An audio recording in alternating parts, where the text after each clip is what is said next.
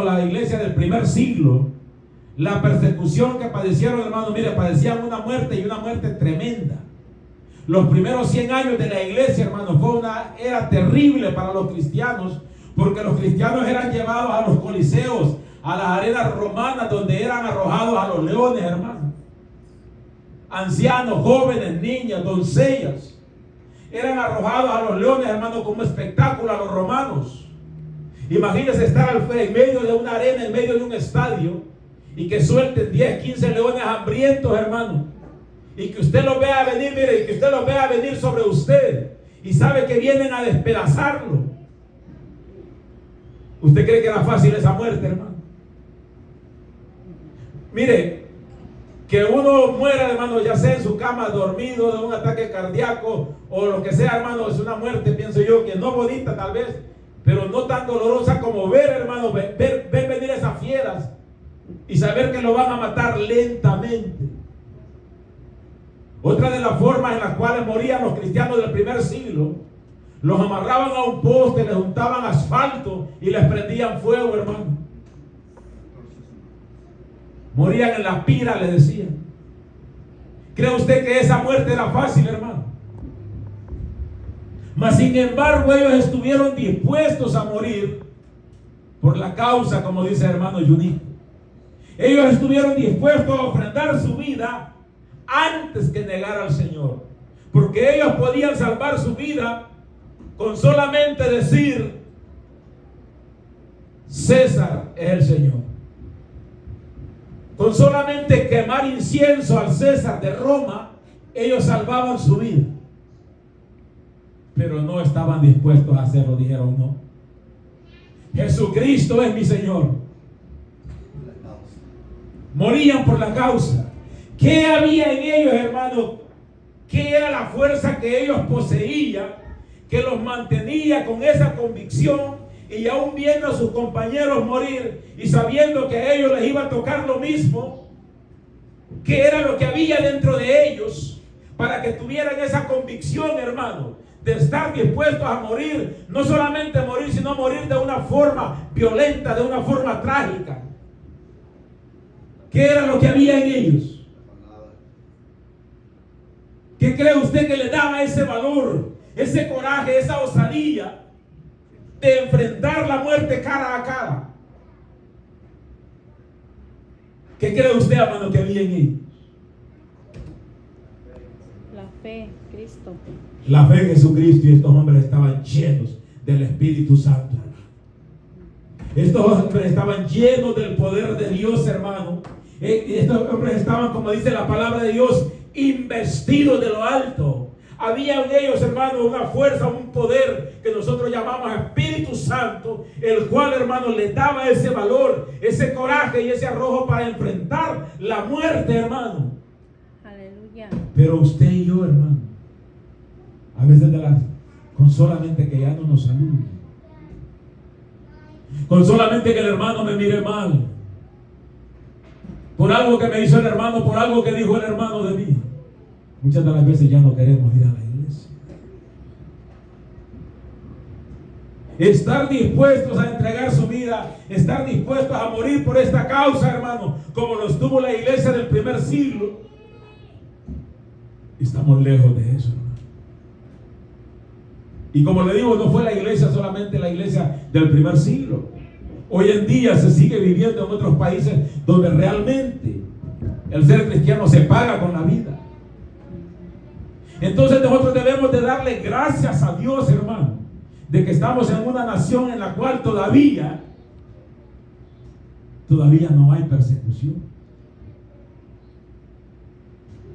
Pero oiga bien, puede ser, hermano, que de un momento a otro se desate persecución contra los cristianos. Puede ser que de un momento a otro, hermano, las cosas puedan cambiar y se levante, hermano, leyes que nos prohíban alabar al Señor, como cuando el tiempo de Daniel.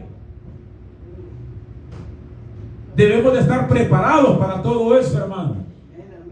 Y yo quiero que usted se pregunte, y yo me pregunte también, ¿estaríamos dispuestos nosotros a ofrendar la vida por la causa? Aleluya, gloria a Dios. Yo le dejo un interrogante, hermano. Sigamos entonces leyendo. Dice que habrán terremotos. Esa es otra de las señales, hermano. ¿Cuántas señales hemos visto ya?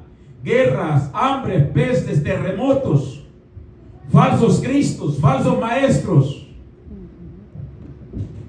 ¿Cuántas señales están anunciando, hermano, que ya la venida del Señor está cerca?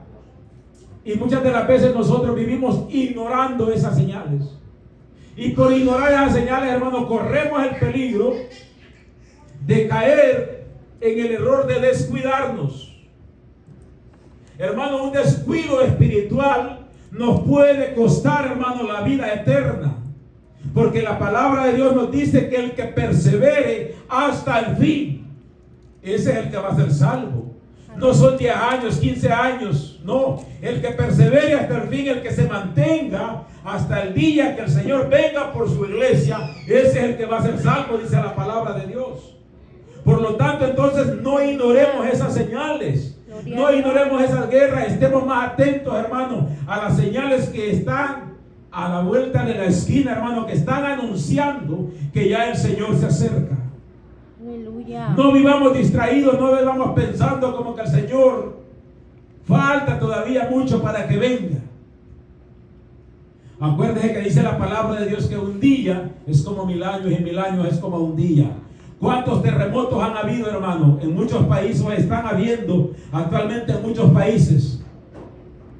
Es triste y es lamentable todo eso que sucede, hermano, pero la palabra dice que es necesario, y oiga lo que dice, que solamente es principio de dolores. Solamente es el principio de lo que está por venir, hermano. Por lo tanto, entonces debemos nosotros de estar listos y no ignorar esas señales, hermano. Dice que muchos os entregarán en tribulación y os matarán y seréis aborrecidos. No vayamos tan lejos, hermano. Aquí en México estaba oyendo una noticia yo, en el estado de Chiapas, donde les quemaron la iglesia a los hermanos y los echaron de la comunidad, los echaron a la selva, al monte, que vayan a vivir al monte.